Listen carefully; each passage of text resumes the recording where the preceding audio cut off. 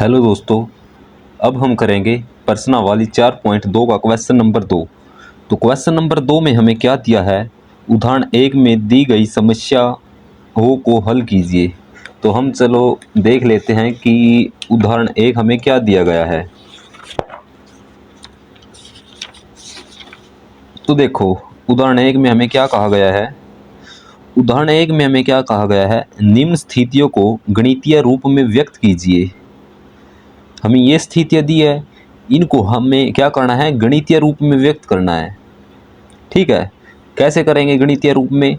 गणितीय रूप में मतलब क्या है इसका, द्विघात समीकरण के रूप में व्यक्त करना है। ये हमें प्रश्नावली 4.1 में किया था। जो हमने प्रश्नावली 4.1 में क्वेश्चन किए थे, ठीक उसी तरीके से ये क्वेश्चन भी होगा। इसमें हमें क्या कहा गया है, जॉन और जीवंती दोनों के पास कुल मिलाकर 45 कंचे हैं। दोनों 5-5 कंचे खो देते हैं और अब उनके पास कंचों की संख्या का गुणनफल 124 है। हम जानना चाहेंगे कि आरंभ में उनके पास कितने कितने कंचे थे। तो हमें ये दिया गया है, तो चलो हम इसको देख लेते हैं कि हमें ये किस तरीके से करना है। तो सबसे पहले हमें क्या दिया गया है, हम उसको लिखेंगे। जॉन और जीवंती के पास कुल मिलाकर 45 कंचे हैं। तो हम लिखेंगे, माना जॉन के पास कंचों की संख्या x, माना जॉन के पास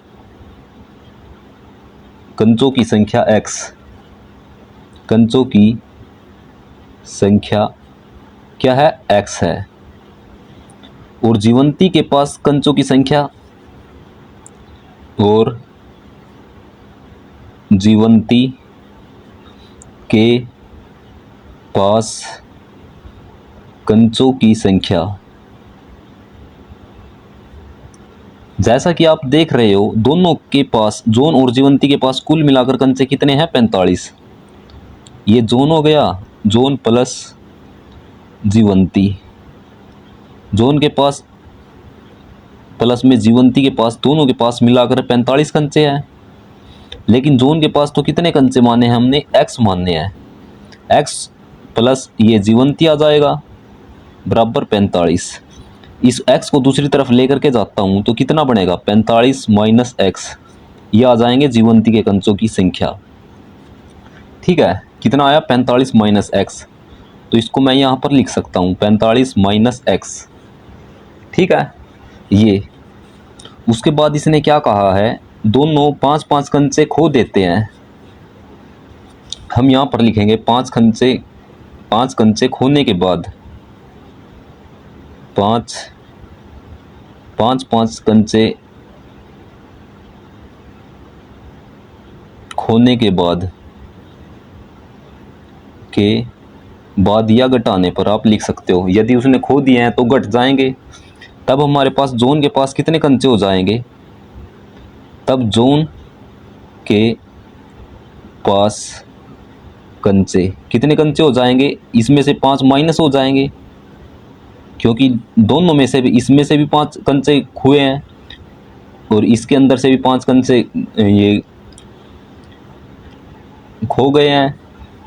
तो जीवंती के पास कंचों की संख्या कितनी बचेगी, जीवंती के पास कंचे, देखो x माइनस 5, इसके यानी कि जॉन के जो कंचे थे उनमें से भी 5 कंचे खो गए हैं तो हमने माइनस कर दिए। ठीक इसी तरीके से इसमें से माइनस करेंगे, कितना है 45 माइनस x, माइनस क्या करेंगे 5, क्योंकि यहाँ से भी 5 कंचे खोए हैं। तब हमारे पास कितना आएगा, 45 में से 5 माइनस करेंगे तो 40 आ जाएगा, 40 माइनस x। तो हम इसको यहाँ पर लिखेंगे 40 माइनस x। तो आगे इसने क्या कहा है, और अब उनके पास कंचों की संख्या का गुणनफल 124 है। इन दोनों की कंचों की संख्या का गुणनफल कितना दिया है, 124।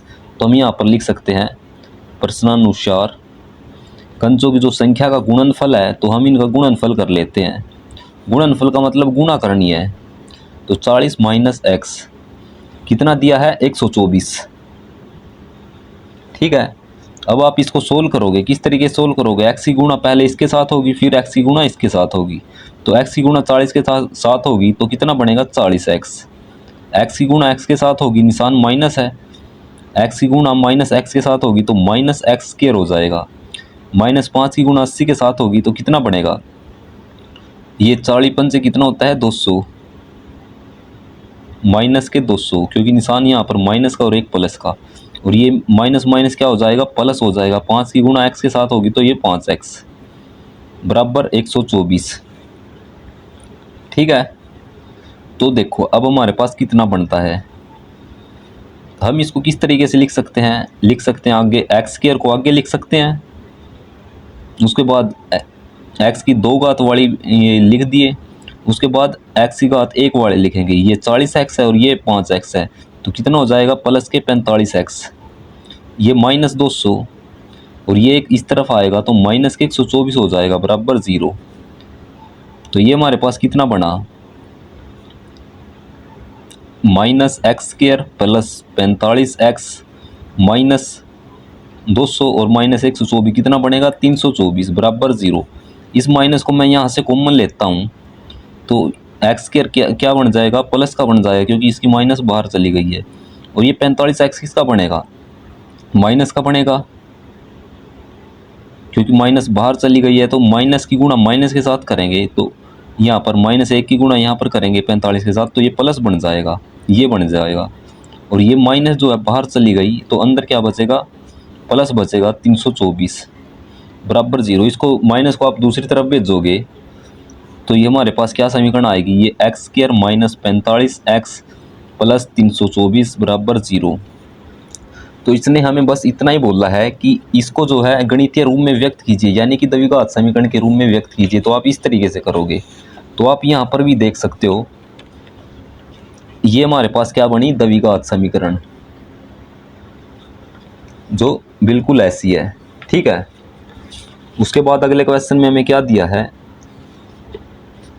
एक कुटीर उद्योग एक दिन में कुछ खिलौने निर्मित करता है। कुटीर उद्योग क्या होता है, जहाँ पर छोटे छोटे सामान बनते हैं, जैसे कि खिलौने बन रहे हैं, एक किसी उद्योग के अंदर खिलौने बन रहे हैं, उसको हम क्या बोलेंगे, कुटीर उद्योग। प्रत्येक खिलौने का मूल्य 55 में से एक दिन में निर्माण किए गए खिलौनों की संख्या को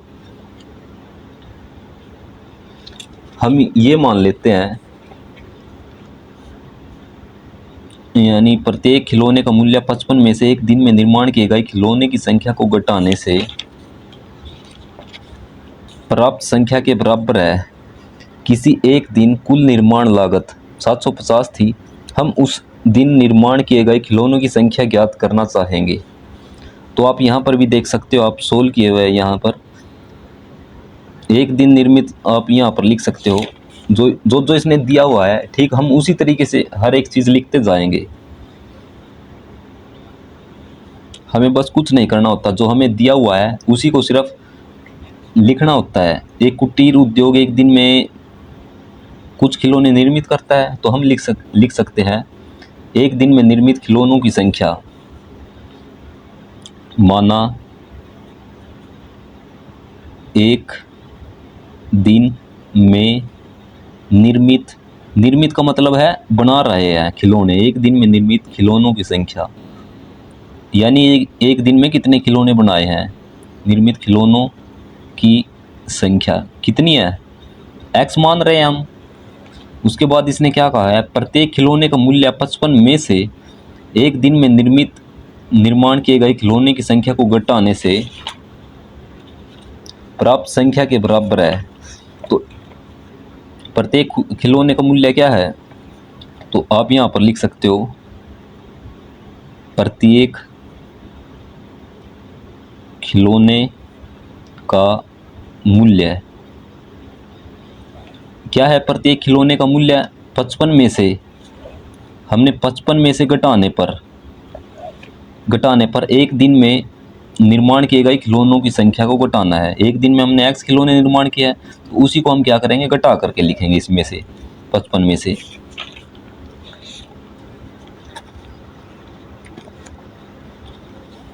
ठीक है, तो ये हो गई 55 में से x जो प्राप्त संख्या के इस संख्या के बराबर हो जाएगी। तो किसी एक दिन कुल निर्माण लागत 750 रुपये है। आप ये देखो, यदि एक दिन में x खिलौने बना रहा है और प्रत्येक खिलौने का मूल्य 55 - x है, तब इनका मूल्य कितना हो जाएगा, तब हम लिख सकते हैं प्रश्नानुसार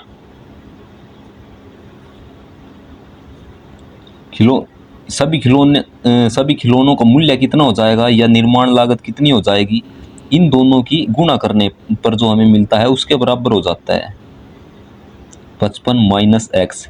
ये क्या हो गई, ये सभी खिलौनों की निर्माण लागत है। टोटल एक्स खिलौने बना रहा है और एक खिलौने की कीमत इतनी है, तो एक्स खिलौनों की कीमत कितनी हो जाएगी, ये हो जाएगी।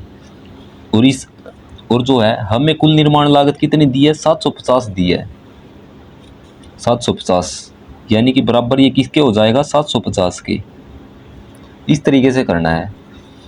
यदि हम इन दोनों की गुणा करते हैं तब भी हमारे पास यही आता है, यानी कि इनका मतलब भी यही है कि कुल निर्माण लागत यानी यदि एक दिन में एक्स खिलौने बना रहा है और एक खिलौने की कीमत इतनी है, यदि हम इन दोनों की गुणा कर देते हैं तब हमें क्या मिलता है, कुल निर्माण लागत ही तो मिलती है हमें। और इसने इक्वेशन में यहाँ पर दिया हुआ है, तो आगे हम इसको सोल्व करेंगे तो हमें कितना मिलेगा, एक्स की गुणा 55 के साथ करते हैं तो 55x हो जाता है, निशान माइनस है, और एक्स की गुणा एक्स के साथ करेंगे तो एक्स स्क्वायर हो जाएगा बराबर 750। ठीक है, तो इस समीकरण को आप दूसरी तरफ लेकर के जा सकते हो। दूसरी तरफ लेकर के जाओगे तो कितना बनेगा, ये एक्स स्क्वायर दूसरी तरफ जाएगा तो ये प्लस का बन जाएगा, और ये 55x किसका बनेगा, माइनस का 55x, और ये प्लस के 750, और ये बराबर यहाँ पर बराबर 0 होगा, तो आप इसको इस तरीके से भी लिख सकते हो बराबर 0। ठीक है, तो आप यहाँ पर देख भी सकते हो, यहाँ पर हमारे पास ये क्या आई, एक द्विघात समीकरण आई, जो इसने बोला हुआ था कि हमें क्या करना है, गणितीय रूप में व्यक्त करना है, तो हम इस तरीके से इसको गणितीय रूप में व्यक्त करेंगे। यदि आप इसको आगे सोल्व करना चाहो तो आप इसको गुणनखंड विधि से आगे सोल्व भी कर सकते हो। ठीक है, तो जो जितना हमें दिया है हमें सिर्फ उतना ही करना है। उसके बाद देखो क्वेश्चन नंबर 3 में हमें क्या दिया है, क्वेश्चन नंबर 3 में हमें दिया है ऐसी दो संख्याएं ज्ञात कीजिए जिनका योग 27 हो और गुणनफल 182 हो। योग का मतलब क्या होता है, जोड़ होता है। दो संख्याओं का जोड़ 27 दिया है, गुणनफल का मतलब गुणा, और उन दो संख्याओं की गुणा कितनी दी है, 182। तो हम यहाँ पर लिख सकते हैं, देखो दो संख्याओं का योग कितना दिया है, 27, तो हम इस तरीके से भी लिख सकते हैं इसको, पहली संख्या ये और दूसरी संख्या ये, तो इन दोनों का योग कितना दिया है, 27। इससे हम क्या कर सकते हैं, संख्याएं मान सकते हैं। माना पहली संख्या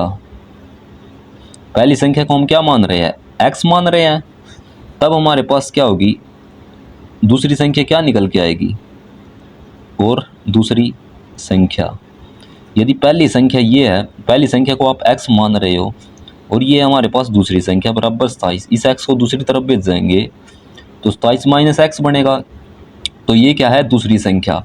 तो आपके पास दूसरी संख्या क्या होगी, 27 माइनस एक्स। ये आप इस तरीके से लिखोगे। बिल्कुल आपने आराम से समझना है हर एक चीज़ को, जो हमें दिया हुआ है हमें ठीक उसी तरीके से हर एक चीज़ को लिखना है, तभी हम इसको क्वेश्चन को आसानी से कर पाएंगे। ठीक है, उसके बाद इसने क्या कहा है, और गुणनफल कितना दिया है, 182। हम यहाँ पर लिख भी सकते हैं प्रश्नानुसार इन दोनों संख्याओं का गुणनफल कितना दिया है, दो संख्याओं का गुणनफल 182 दिया हुआ है। ठीक है, जैसे हम इसको सोल्व करते हैं तो हमारे पास कितना आएगा, एक्स की गुणा 27 के साथ होगी तो 27x, ये निशान माइनस का है, ये प्लस का है तो निशान माइनस का आ जाएगा। एक्स की गुणा एक्स के साथ करोगे तो एक्स स्क्वायर बराबर 182। इनको आप सभी को दूसरी तरफ लेकर के चले जाओ, बराबर ये एक्स स्क्वायर दूसरी तरफ जाएगा तो प्लस का होगा, ये 27x दूसरी तरफ जाएगा तो ये माइनस 27x, और ये प्लस का 182, यहाँ पर बराबर 0 आएगा। ये या तो आप इसको बराबर यहाँ पर बराबर 0 लिख दो या यहाँ पर 0 लिख दो, बात एक ही होती है। ठीक है, तो x square minus 27x plus 182 बराबर 0। अब आप इसको गुणनखंड विधि से सोल्व करोगे। किस तरीके से सोल्व करते हैं, सबसे पहले हम एक्स स्क्वायर का गुणांक लेते हैं। एक्स स्क्वायर का गुणांक 1 है इसकी गुण हम इसके साथ करते हैं 182 के साथ, तो ये आ गया 182। ठीक है, साथ में एक्स स्क्वायर भी है, यानी इस पूरे की गुणा इसके साथ करेंगे तो कितना आएगा 182 एक्स स्क्वायर आएगा।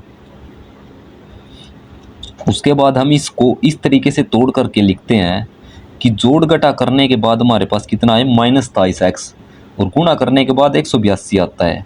तो वो दो संख्याएं कौन कौन सी होगी? वो दो संख्या होगी हमारे पास, एक 13x, एक 13 होगी, और एक ये 14। यदि आप 14 की गुणा 13 के साथ करते हो तो आपके पास 182 आएगा गुणा करने के बाद, और यदि आप इनको जोड़ करके लिखते हो, घटा करके लिखते हो, तो कितना आएगा 27 आ जाएगा। -23 है तो आप इनको दोनों को जोड़ोगे तो क्या आएगा, प्लस का 27 आएगा। यदि आप इन दोनों को माइनस का लोगे तो ये क्या आएगा, -27 आ जाएगा। और ये एक्स के और एक्स की घात 2 है, एक एक्स यहाँ पर आ जाएगा और एक एक्स यहाँ पर आ जाएगा। ठीक है, तो ये -23x के स्थान पर आप क्या लिख सकते हो, -13x और -14x। जोड़ घटा करने के बाद -23 आता है, तो इसको किस तरीके से लिखोगे, एक्स के ऐसे का ऐसा, और ये -13x, ठीक है, और ये -14x प्लस 182 बराबर 0। अब देखो एक जोड़ा ये हमारे पास और एक जोड़ा ये है, तो यहाँ से हम क्या चीज़ कॉमन ले सकते हैं, एक एक्स यहाँ पर भी है, और क्योंकि हम उस चीज़ को कॉमन लेते हैं जिसकी घात सबसे कम होती है, तो एक्स की घात यहाँ पर कम कितनी है, एक ही है। ठीक है, एक्स कॉमन किस तरीके से लेते हैं हम, क्योंकि एक्स यहाँ पर है और यहाँ पर एक्स की 2 है, यानी कहने का मतलब क्या है, एक एक्स यहाँ पर है और एक एक्स यहाँ पर भी है, तो हम क्या कर सकते हैं, एक एक्स को कॉमन ले सकते हैं। तो अंदर हमारे पास कितना बचेगा, एक एक्स यहाँ से बाहर चला गया तो अंदर बचेगा एक्स। ठीक है, निशान माइनस का, एक्स बाहर चला गया तो अंदर कितना बचेगा 13। ठीक है, तो यहाँ से आप क्या चीज़ कॉमन ले सकते हो, 82 को आप क्या लिख सकते हो, 14 गुणा 13 लिख सकते हो। तो यहाँ से 14 कॉमन ले सकते हो आप, और साथ में माइनस भी ले सकते हो। माइनस का लेंगे तो अंदर कितना बचेगा, प्लस का एक्स, क्योंकि इसका माइनस तो बाहर चला गया, ये यहाँ पर आ गया, और यहाँ पर क्या आएगा, निशान माइनस का आएगा। क्यों, यदि आप माइनस की गुणा माइनस के साथ करोगे तो क्या बनेगा, प्लस बन जाएगा। और ये 82 को 182 को आप क्या लिख सकते हो, 13 गुणा 14, 14 तो ये बाहर चला गया, अंदर कितना बचेगा 13, यानी 182 को आप क्या लिख सकते हो, 13 गुणा 14, ये 14 तो बाहर कॉमन चला गया, अंदर कितना बचेगा, ये 13 बचेगा। ठीक है, अब इसके अंदर से और इसके अंदर से आप क्या चीज़ कॉमन ले सकते हो, x-13 यहाँ पर भी और x-13 यहाँ पर भी है, तो हम x-13 को कॉमन ले सकते हैं। ठीक है, x-13 बाहर कॉमन चला गया तो अंदर कितना बचेगा, सिर्फ x बचेगा, उसके बाद निशान माइनस का, x-13 तो बाहर कॉमन चला गया, अंदर कितना बचा 14 बराबर 0। अब आप क्या कर सकते हो, इन दोनों को अलग अलग से 0 के बराबर रख सकते हो, तो x-13 बराबर 0, x-14 बराबर 0, तो x बराबर 13 आ जाएगा और x बराबर 14। ठीक है, तो x की वैल्यू आप कोई सी भी ले सकते हो, 13 भी ले सकते हो और 14 भी ले सकते हो। ठीक है, यदि आप यहाँ पर 14 रखोगे तो पहली संख्या आपके पास 14 आएगी, और दूसरी संख्या क्या आएगी, 27 में से आप 14 को माइनस करोगे तो दूसरी संख्या क्या आएगी, 13 आएगी, यानी कि ये हमारे पास दो संख्याएं आ गई। आप यहाँ पर लिख सकते हो, पहली संख्या 13 ले सकते हो, 13 है 13, और दूसरी संख्या 14 है, तो ये हमारे पास क्या आ जाएगी, दो संख्याएं आ जाएगी। उसके बाद आगे इसने क्या दिया है, दो क्रमागत धनात्मक पूर्णांक ज्ञात कीजिए जिनके वर्गों का योग 365 हो। देखो कितना आसान क्वेश्चन दिया हुआ है, ये सभी हमारे पास बहुत ही आसान क्वेश्चन है, बस थोड़ा दिमाग लगाने की ज़रूरत है। तो दो क्रमागत धनात्मक पूर्णांक लेंगे, तो आपको पता होना चाहिए कि धनात्मक पूर्णांक कौन से होते हैं, ये हमारे पास क्या होते हैं, पूर्णांक होते हैं। ऐसे बहुत सारे होते हैं। इनको हम क्या बोलते हैं, ये ऋणात्मक होते हैं। ये माइनस वाली संख्या ये ऋणात्मक होती है और ये प्लस वाली संख्या क्या होती है, धनात्मक। धनात्मक ये क्या है, पूर्णांक है। ये सभी के सभी क्या पूर्णांक है, तो ऋणात्मक पूर्णांक लिख सकते हो। जीरो ना तो धनात्मक होता है ना ऋणात्मक होता है, आपने इस बात का भी ध्यान रखना है, ठीक है। तो आप क्या लोगे, ये क्रमागत लेने हैं। क्रमागत का मतलब क्या है, यदि आप पहली संख्या एक लेते हो तो दूसरी संख्या ये दो होगी। यदि आप एक संख्या पहली संख्या दो लेते हो तो अगली संख्या ये होगी। आपने ऐसा नहीं लेना है कि पहली संख्या एक है और दूसरी संख्या ये 4 या 5 ले रहे हो, आपने क्रम में लेना है। तो हमें वही संख्या निकालनी है कि वो कौन सी संख्या होगी। तो हम मान के चलते हैं कि माना पहली संख्या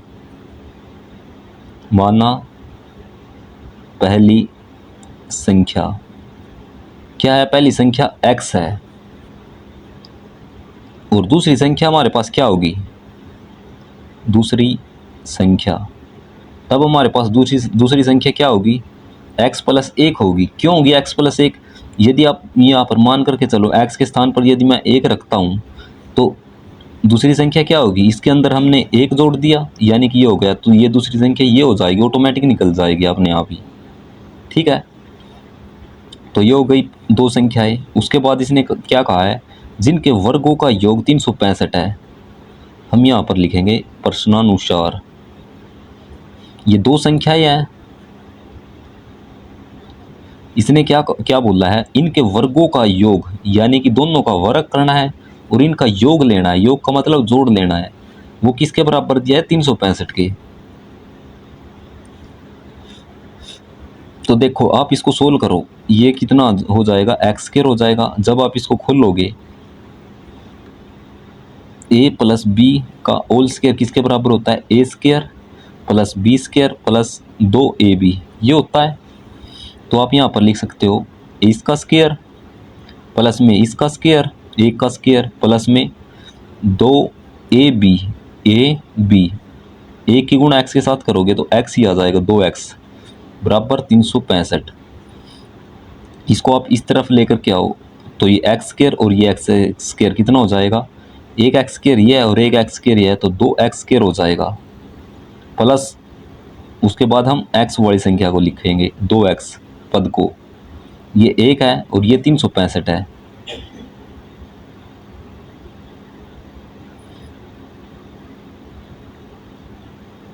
प्लस एक और इसको इस तरफ लेकर के आएंगे तो ये माइनस का हो जाएगा 365। तो 2x स्क्वायर प्लस 2x और ये क्या माइनस के 364। इसके अंदर से आप क्या चीज़ कॉमन ले सकते हो, 2 को कॉमन ले सकते हो। तो अंदर कितना बचेगा, 2 तो बाहर चला गया, अंदर बचा एक्स स्क्वायर प्लस ये 2 बाहर चला गया, अंदर सिर्फ x बचेगा माइनस। यहाँ से आप 2 को बाहर कॉमन लेते हो, इसको आप क्या लिख सकते हो, 364 को आप क्या लिख सकते हो, 2 गुणा में 2 एकम 2 और ये 2 अट्ठे 16, 2 एकम 2 यानी कि 182। 2 गुणा 182 लिख सकते हो, लेकिन ये 2 बाहर चला गया, अंदर कितना बचेगा 182 बराबर 0। इस 2 को आप दूसरी तरफ लेकर के जाओगे 0 के बट्टे में तो ये क्या बन जाएगा, 0 ही बनेगा। तो ये आ जाएगा हमारे पास। इस 2 को आप 0 के बट्टे में लेकर के जा रहे हो तो ये 0/2 का मतलब ये क्या होगा, 0 होगा, ठीक है। तो ये आ गया। अब आप इसको सोल्व करो। इसको आप किस तरीके से सोल्व कर सकते हो, 182 यानी कि गुणनखंड विधि से हम इसको सोल्व करेंगे। एक्स स्क्वायर की गुणा 182 के साथ करते हो तो कितना आता है, 182 स्क्वायर। इसके हम गुणनखंड करते हैं, हमने पिछले क्वेश्चन में किया था। तो कितना आएगा, 14 और 13। 182 के गुणनखंड ये आ गए 14 13 गुणा करोगे तो 182 आएगा। और इसकी आप जोड़ घटा करोगे तो क्या आना चाहिए, प्लस का x आना चाहिए। इस एक्स स्क्वायर को यहाँ पर लिखते हैं तो एक x यहाँ पर आ जाता है और एक x यहाँ पर आ जाता है एक्स स्क्वायर का। जब आप इन दोनों की गुणा करते हो तो क्या कितना बनेगा, 182 एक्स स्क्वायर, ठीक है। तो आपने इन दोनों को इस तरीके से लिखना है कि प्लस का x आ जाए। तो ये 14x है, इसको आप प्लस कर लोगे, और ये 13x है, इसको आप माइनस कर लोगे। ठीक है, तब हमारे पास कितना आएगा, ये प्लस x आएगा। यानी कि प्लस x के स्थान पर इन दोनों को लिख सकता हूँ मैं। तो चलो यहाँ पर लिखते हैं एक्स स्क्वायर प्लस x के स्थान पर प्लस 14x और ये माइनस 13x, और ये इस ऐसे का ऐसा बराबर 0। ठीक है, यहाँ से मैं क्या चीज़ कॉमन ले सकता हूँ, ये एक जोड़ा ये हो गया और एक जोड़ा यहाँ पर हो गया। यहाँ से मैं क्या चीज़ कॉमन ले सकता हूँ, x को कॉमन ले सकता हूँ, क्योंकि x यहाँ पर भी है और यहाँ पर भी है। तो अंदर हमारे पास कितना बचेगा, x बचेगा प्लस 14, ये x तो बाहर चला गया। उसके बाद ये इस यहाँ से मैं माइनस को कॉमन ले सकता हूँ, दोनों जगह माइनस, और यहाँ से मैं 13 को कॉमन ले सकता हूँ, क्योंकि ये क्या है 182 को मैं क्या लिख सकता हूँ 13 गुणा 14। ये 13 तो बाहर चला गया कॉमन, अंदर देखो यहाँ पर कितना बचेगा, ये माइनस 13 तो बाहर चला गया, तो अंदर प्लस का x बचेगा। ये माइनस बाहर चला गया तो यहाँ पर प्लस बचेगा। और देखो यहाँ से ये 13 जो है 182 के अंदर से ये 13 जो है कॉमन था, तो ये बाहर चला गया, तो अंदर बचेगा सिर्फ 14, ये बराबर 0। ठीक है, तो अब इस पद में से और इसके अंदर से हमारे पास क्या चीज़ कॉमन है, x प्लस 14 है, ये कॉमन है। तो यहाँ पर x प्लस 14 कॉमन था, तो ये बाहर चला गया, अंदर हमारे पास x बचेगा, ये निशान माइनस का, x प्लस 14 बाहर चला गया, तो अंदर कितना बचेगा माइनस के 13 बराबर 0। अब आप इन दोनों को अलग अलग से 0 के बराबर रख सकते हो, x प्लस 14 बराबर 0 और x माइनस 13 बराबर 0। तो यहाँ से x की वैल्यू कितनी आएगी, ये 14 दूसरी तरफ जाएगा तो माइनस का आएगा, और ये x ये 13 दूसरी तरफ जाएगा तो कितना आएगा, प्लस का आएगा। ठीक है, इसने क्या बोला था, धनात्मक पूर्णांक लेने हैं, धनात्मक बोला है तो हम इसको यहाँ पर नहीं ले सकते, तो हम इसको लेंगे सिर्फ। तो x की वैल्यू हमारे पास कितनी आएगी, 13 आएगी। दूसरी संख्या हमारे पास क्या होगी, 13 के अंदर 1 जोड़ेंगे तो दूसरी संख्या हमारे पास 14 हो जाएगी। तो आप यहाँ पर लिख भी सकते हो कि पहली संख्या, अतः पहली संख्या हमारे पास 13 है और दूसरी संख्या 14 है, जो धनात्मक पूर्णांक आया हमारे पास। अतः पहली संख्या 13 और दूसरी संख्या 14 है, ये पूर्णांक आएंगे हमारे पास।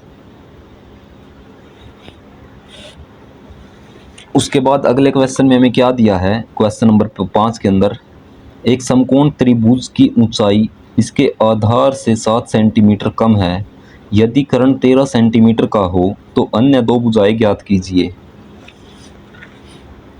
तो हमें क्या लेना है, एक समकोण त्रिभुज लेना है। कैसा होता है समकोण त्रिभुज, जिसके अंदर एक कोण 90 डिग्री का हो, तो आप कैसा भी ले सकते हो।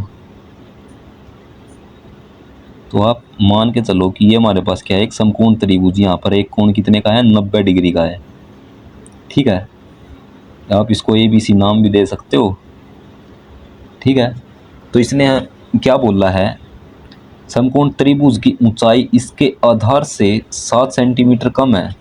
जो इसकी ऊंचाई है, ये ऊंचाई इसके आधार से, यदि मैं इसके आधार को x मानता हूँ तो इसके आधार से कितनी कम हो जाएगी, 7। तो मैं इसको इस तरीके से लिख सकता हूँ। तो मैं इसको क्या लिख सकता हूँ, माना समकोण त्रिभुज का आधार कितना है, x है। तो इसकी ऊंचाई हमारे पास क्या निकल के आएगी, तब समकोण त्रिभुज की ऊंचाई, ठीक है, क्या होगी हमारे पास, x माइनस 7। आप यहाँ पर लिखोगे, यहाँ पर समकोण त्रिभुज लिखना है आपने, तो ये मैंने बस वैसे ही लगा दी। आप यहाँ पर लिख भी सकते हो समकोण, तब समकोण त्रिभुज की ऊंचाई x माइनस 7 होगी।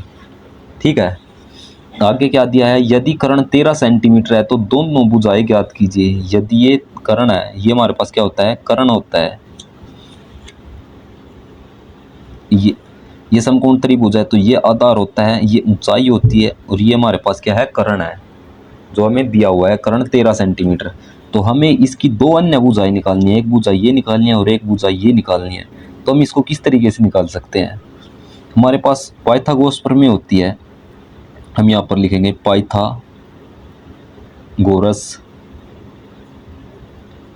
प्रमेय से, वो क्या कहती है पाइथागोरस प्रमेय, आधार का स्क्वायर प्लस में लंब का स्क्वायर किसके बराबर होता है, कर्ण के स्क्वायर के। आधार का स्क्वायर प्लस लंब या ऊंचाई का स्क्वायर किसके बराबर होती है, कर्ण के स्क्वायर के, इसके बराबर होती है। तो आधार हमारे पास कितना है, x है, x का स्क्वायर प्लस लंब क्या है, x माइनस 7 है, इसका स्क्वायर, और कर्ण कितना है 13, तो कितना हो जाएगा 13 का स्क्वायर। ठीक है, तो चलो इसको आगे सोल्व करते हैं। x का स्क्वायर प्लस ये इसका फार्मूला हमारे पास क्या होगा, a माइनस बी का होल स्क्वायर किसके बराबर होता है, a square plus B square minus 2ab। तो a की वैल्यू तो हमारे पास x है, तो x का स्क्वायर प्लस बी स्क्वायर यानी कि 7 का स्क्वायर 49 हो जाएगा, माइनस 2ab, a की वैल्यू ये और b की वैल्यू ये है, 2 गुणा x गुणा 7 बराबर 13 का स्क्वायर, बराबर 13 का स्क्वायर कितना है 169। तो x square plus x square कितना हो जाएगा, 2x स्क्वायर हो जाएगा, प्लस ये कितना है 49, और ये कितना है 7 दूनी 14 माइनस 14x हो जाएगा ये, और इसको इस तरफ लेकर के आएंगे तो ये माइनस का 169 बराबर 0। ठीक है, तो कितना आएगा 2x स्क्वायर माइनस x वाली संख्या लिखेंगे ये माइनस 14x, 169 में से आप 49 को माइनस करोगे तो आपके पास कितना निकल के आएगा, 169 में से आप 49 को माइनस करते हो तो 9 में से 9 गई 0, 6 में से 4 गई 2, 1, तो कितना आया माइनस के 120, क्योंकि माइनस की संख्या आपके पास क्या है, बड़ी है, क्योंकि ये जो है ये माइनस है और ये प्लस की संख्या है, तब हमारे पास ये आएगा माइनस का 120 बराबर 0। इसके अंदर से आप 2 कॉमन ले सकते हो, तो 2 कॉमन आया एक्स स्क्वायर माइनस 7, क्योंकि इसका 2 बाहर चला गया तो 7 दूनी 14 होते हैं, इसका 2 बाहर चला गया तो अंदर हमारे पास 60 बचेगा, क्योंकि 2 की गुणा 60 के साथ करोगे तब 120 आता है बराबर। इसको दूसरी तरफ लेकर के जाओगे तो 0 के बट्टे में जाएगा तो 0 बट्टे 2 का मतलब भी क्या होता है, 0 ही होता है, तब हमारे पास ये क्या बचेगा, x square minus 7x minus 60 बराबर 0। तो आपने क्या करना है, गुणनखंड विधि सोल्व करते हैं, इसकी गुणा इसके साथ करते हैं तो कितना आएगा 60x स्क्वायर। इसके हमें 2 गुणनखंड करने हैं कि जोड़ घटा करने के बाद माइनस 7x आ जाए, तो कौन सी संख्या होगी, 12 और 5, 12 पंजे कितना होता है 60 होता है, और ये एक्स स्क्वायर है, एक एक्स यहाँ पर आएगा और एक एक्स यहाँ पर आएगा, तो हमें तो माइनस 7 बनाना है, तो इस वाली संख्या को माइनस का लेंगे और इस वाली संख्या को प्लस का लेंगे, तो माइनस एक्स 7x के स्थान पर रख सकते हैं minus 12x plus 5x, x square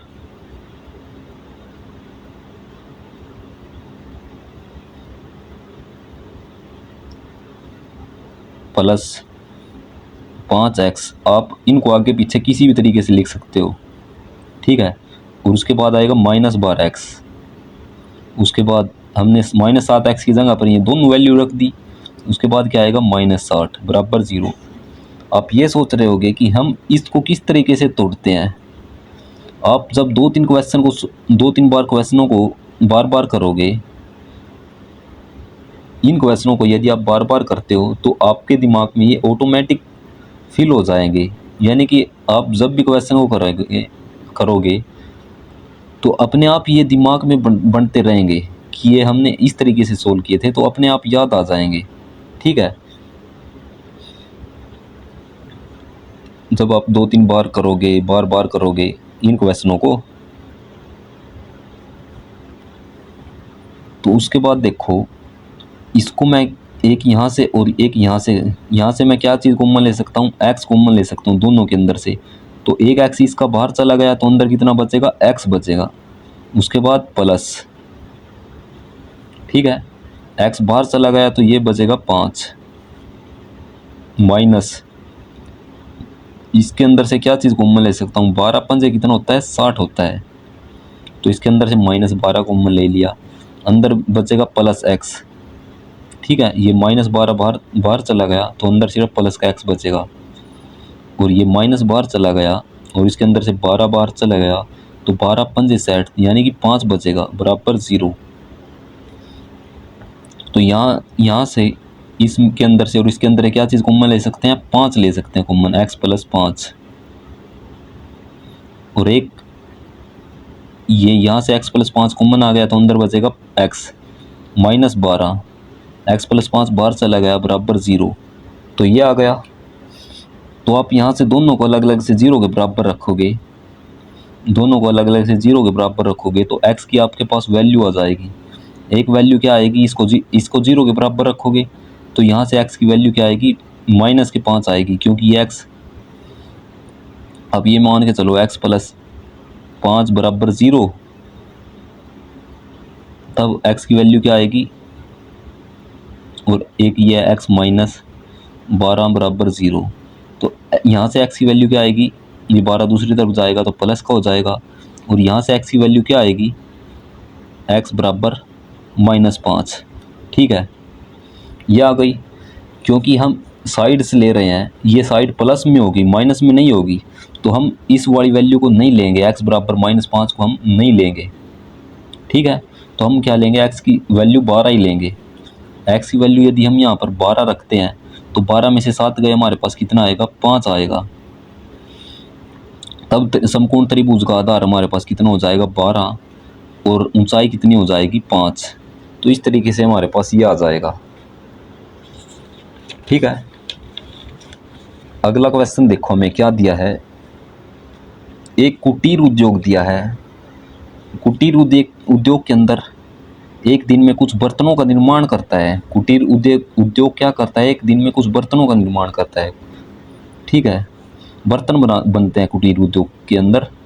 एक विशेष दिन यह देखा गया कि प्रत्येक नग की निर्माण लागत, नग क्या होता है यहाँ पर ये समझो पहले। तो नग क्या होता है, नग कोई भी वस्तु होती है। तो यहाँ पर बर्तन बन रहे हैं तो यहाँ पर नग क्या होगा, एक बर्तन होगा, यानी कि किसी बर्तन को हम क्या बोलेंगे, नग बोल देंगे यहाँ पर। प्रत्येक नग की निर्माण लागत उस दिन के निर्माण किए गए बर्तन की संख्या के 2 गुने से 3 अधिक है। यदि उस दिन की कुल निर्माण लागत 90 थी तो निर्मित बर्तनों की संख्या और प्रत्येक नग की लागत ज्ञात कीजिए। तो देखो, सबसे पहले हम यहाँ पर क्या मान के चलते हैं, माना बर्तनों की संख्या x है, माना एक दिन में कुछ बर्तन का निर्माण होता है, माना एक दिन में निर्मित बर्तनों की संख्या, एक दिन में निर्मित यानी कि बने, एक दिन में जो बर्तन बन रहे हैं, निर्मित बर्तनों की संख्या क्या ले रहे हैं, x ले रहे हैं, यानी कि एक दिन में कुल कितने बर्तन बनाए जा रहे हैं, x की वैल्यू, x का मतलब क्या है, बर्तन 10 हो सकते हैं, वो एक दिन में 10 बनाए जा रहे हैं या 20 बनाए जा रहे हैं या 30 बनाए जा रहे हैं, इसका मतलब ये है x का मतलब। तो एक दिन में यह देखा गया है प्रत्येक नग की निर्माण लागत क्या है, हम यहाँ पर लिख सकते हैं प्रत्येक नग की या बर्तन की निर्माण लागत, प्रत्येक नग की निर्माण लागत कितनी है, बर्तन की संख्या, जो बर्तन की संख्या के 2 गुने से 3 अधिक है। बर्तन की संख्या ये है, इसके 2 गुने, ये हो गया 2 गुने से 3 अधिक है, 3 अधिक, तो हम इसको 3 को जोड़ करके लिखते हैं। इस तरीके से आपने लिखना है, ठीक है। उसके बाद यदि उस दिन की कुल निर्माण लागत 90 रुपये थी तो हम यहाँ पर लिख सकते हैं प्रश्नानुसार कुल निर्माण लागत हमें कितनी दी है, कुल निर्माण लागत क्या होगी, इन दोनों की यदि हम गुणा करते हैं तो वो भी क्या होती है, कुल निर्माण लागत ही होती है। तो x गुणा में 2x प्लस 3, ये भी हमारे पास क्या है, कुल निर्माण लागत है। ये कुल निर्माण लागत किसके बराबर होती है, कुल निर्माण लागत, ये कुल निर्माण लागत क्या है जो हमें क्वेश्चन में दी है 90, और इन दोनों की गुणा करते हैं तब भी हमारा कुल निर्माण लागत ही निकल के आएगा, यानी इसके बराबर। तो हम इसको सोल्व करेंगे, x गुणा 2x के साथ करेंगे 2x स्क्वायर, x गुणा यदि आप 3 के साथ करते हो तो कितना आएगा, 3x आएगा बराबर 90। अब 90 को आप इस तरफ लेकर के आओ, 2x square plus 3x minus 90 बराबर 0। तो ये हमारे पास द्विघात समीकरण बनी। इसको मैं गुणनखंड विधि से सोल्व करूँगा, तो हम इसकी गुणा इसके साथ करते हैं, तो 2x स्क्वायर की गुणा 90 के साथ करोगे तो कितना आएगा, 2 की गुणा 90 के साथ करते हो तो 80 आता है, 180, साथ में x स्क्वायर है। अब आपने इस 180 को इस तरीके से तोड़ना है, प्लस 3x आ जाए, गुणा करने के बाद कितना आए,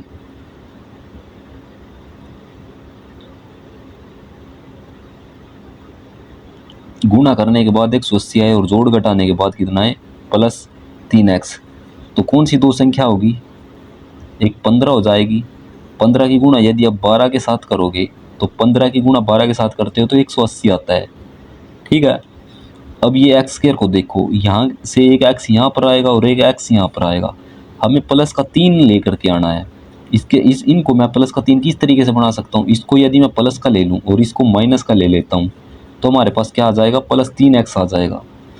तो प्लस 3x के स्थान पर इन दोनों को लिख सकता हूँ, तो चलो इनको लिखते हैं, 2x स्क्वायर, इनको आप आगे पीछे किसी भी तरीके से लिख सकते हो। तो मैं पहले माइनस 12x लिखूँगा, उसके बाद प्लस 15x माइनस में 90 बराबर 0। तो यहाँ से आप क्या चीज़ कॉमन ले सकते हो, तो 2 को कॉमन ले सकते हो, यहाँ से आप 2 कॉमन ले सकते हो, 2 यहाँ पर भी और यहाँ पर भी है, इसको मैं क्या लिख सकता हूँ, 2 गुना 6 लिख सकता हूँ।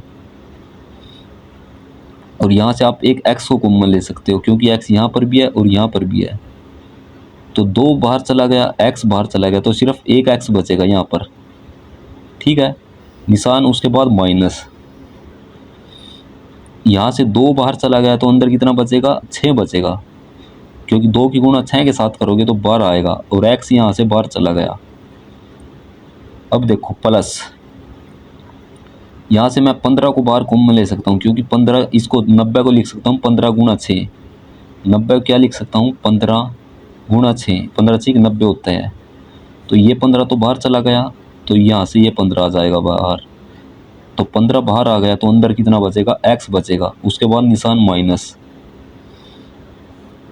ये 15 तो बाहर चला गया तो हमारे पास सिर्फ 6 बचेगा यहाँ से 90 की जगह से, तो बराबर 0। यहाँ से और यहाँ से आप क्या चीज़ कॉमन ले सकते हो, x माइनस 6 यहाँ पर भी और यहाँ पर भी, तो x माइनस 6 ये बाहर चला गया तो अंदर बचेगा 2x, निशान, उसके बाद प्लस, उसके बाद देखो x माइनस 6 बाहर चला गया तो अंदर कितना बचा, प्लस 15 बराबर 0। तो ये वो बचा। अब आप इसको सोल्व करो, कैसे, इन दोनों को अलग अलग से बराबर 0 के रख सकते हैं, तो x माइनस 6 बराबर 0 और ये 2x प्लस 15 बराबर 0, ठीक है। तो x की वैल्यू यहाँ से क्या आएगी, प्लस 6, और x की वैल्यू यहाँ से क्या कितनी आएगी, ये 15 दूसरी तरफ जाएगा तो माइनस के 15, और ये बटे में 2 जाएगा, तो ये 2 वैल्यू आई हमारे पास। अब आप देखो, यदि किसी बर्तनों का निर्माण हो रहा है, ठीक है, उसने बर्तन कितने भी बनाए हो सकते हैं, यानी कि 3 बना सकता है वो पूरे दिन में, 10 बना सकता है, 100 बना सकता है, ठीक है। ऐसा तो नहीं है उसने कुछ भी नहीं बनाया है, क्योंकि इसने बोला है कि एक दिन में कुछ बर्तन निर्माण कर रहा है, तो इसने तो ये माइनस में तो नहीं बना सकता, तो प्लस में ही बनाएगा, तो इस वैल्यू को हम नहीं लेंगे, हम यहाँ पर लेंगे इस वैल्यू को, प्लस वाली वैल्यू को लेना आपने, ठीक है। तो एक दिन में कितने, 6 बर्तन बना रहा है, तो तब उनकी वैल्यू, तब प्रत्येक बर्तन की निर्माण लागत कितनी आएगी, 6 की गुणा 2 के साथ करेंगे, यहाँ पर हम रख सकते हैं x के स्थान पर तो 6 दूनी 12 और 3 15 आ जाएगा। तो आप यहाँ से क्या कह सकते हो, एक दिन में निर्मित बर्तन की संख्या कितनी है, 6, और प्रत्येक बर्तन की निर्माण लागत यानी प्रत्येक बर्तन पर कितने रुपए खर्च हो रहे हैं, 15 रुपए। तो ये आ जाएगा। ठीक है, तो आप यहाँ पर लिख सकते हो बर्तनों की संख्या, अतः एक दिन में निर्मित बर्तनों की संख्या कितनी है, 6, और प्रत्येक बर्तन की निर्माण लागत यानी कि उसको बनाने पर लगने वाला जो खर्च है 15 रुपए है। ठीक है, तो ये आ जाएगा।